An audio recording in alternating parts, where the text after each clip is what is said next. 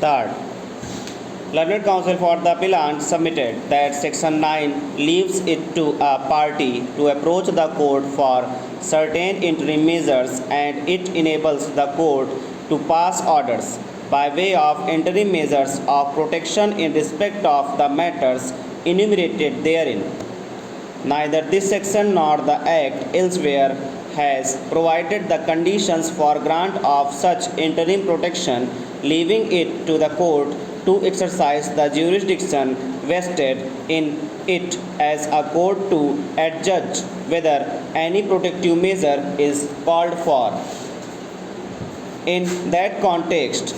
neither the provisions of the Code of Civil Procedure nor the provisions of the Specific Relief Act can be kept out while the court considers the question whether, on the facts of a case, any order by way of interim measure of protection should be granted. So the court had necessarily to consider the balance of convenience. The question whether at least a triable issue arises if not the establishment of a prima facie case by the applicant before it and the other well-known restrictions on the grant of interim orders, like the principle that a contract of personal service would not be specifically enforced or that no injunction would be granted in certain circumstances as envisaged by Section 14 and Section 41 of the Specific Relief Act. It is true that Section 9 of the Act speaks of the court by way of an interim measure passing an order for protection for the preservation, interim custody, or sale of any goods which are the subject matter of the arbitration agreement, and such interim measure of protection as may appear to the court by way of an interim measure passing an order for protection for the preservation, interim custody, or sale of any goods which are the subject matter of the arbitration agreement, and such interim measure of protection as may appear to the court to be just and convenient. The grant of an interim prohibitory injunction or an interim mandatory injunction are governed by well-known rules, and it is difficult to imagine that the legislature, while enacting Section 9 of the Act, intended to make a provision which was dehors the accepted principles that governed the grant of an interim injunction.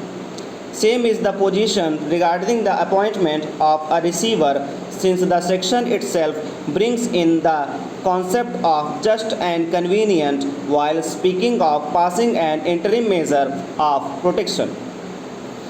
The concluding words of the section: and the court shall have the same power for making orders as it has for the purpose and in relation to any proceedings before it, also suggest that the normal rules that govern the court in the grant of interim orders is not sought to be by the provision. Moreover, when a party is given a right to approach an ordinary court of the country without providing a special procedure or a special set of rules in that behalf, the ordinary rules followed by that court would govern the exercise of power conferred by the Act. On that basis also, it is not possible to keep out the concept of balance of convenience prima facie case, irreparable injury, and the concept of just and convenient while passing interim measures under Section 9 of the Act. It is true that mandatory interlocutory relief may be granted even where it substantially overlaps the final relief claimed in the action, and I also accept that it is possible for the court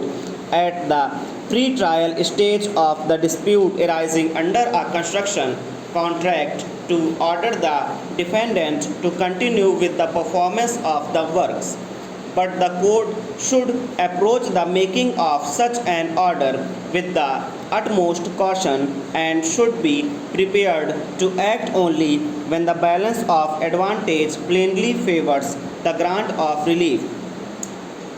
In the combination of circumstances which we find in the present case, I would have hesitated long before proposing that such an order should be made, even if the action had been destined to remain in the High Court. Stop.